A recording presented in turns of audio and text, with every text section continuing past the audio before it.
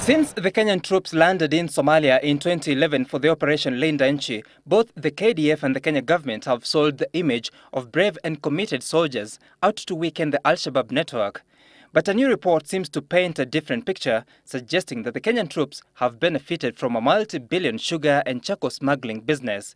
The report, released by the Journalist for Justice, an affiliate of the International Commission for Jurists, indicates that the KDF have been collecting levies at the Port of Kismayo, charging it on sugar being illicitly exported into Kenya.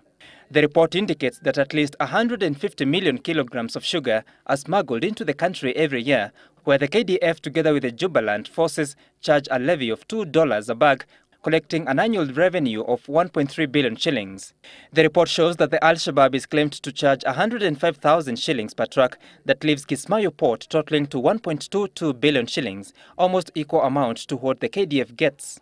They've created a tremendous revenue stream for Al-Shabaab, who are fighting us. Kismayo has become home. In fact, the interviews that we carried out tended to indicate that KDF is in garrison mode, which means they are parking in their bases. They are not moving, they are not doing much. The sugar network, the report says, links Kismayo to the country through Dadaab and Garissa.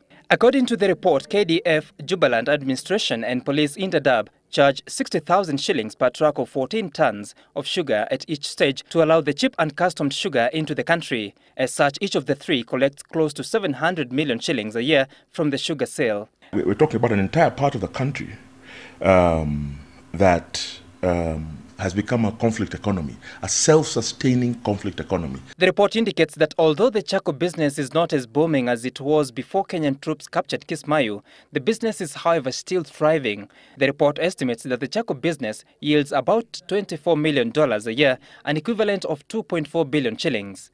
Charcoal had been the mainstay of Al-Shabaab finances, a network that was weakened by KDF's incursion into Somalia.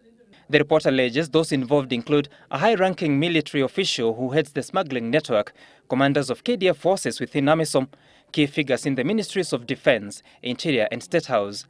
The report further alleges, quote, the network enjoys the protection and tacit cooperation of leaders at the highest echelons of executive and the National Assembly, end of quote.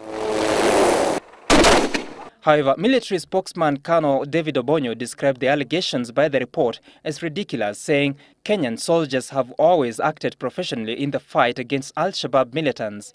Obonyo further claimed KDF would never engage in any activity that potentially strengthens Al-Shabaab, which go counter to its mission and that of the African Union's troops in Somalia. Sam Gituku for Citizen, live at 9.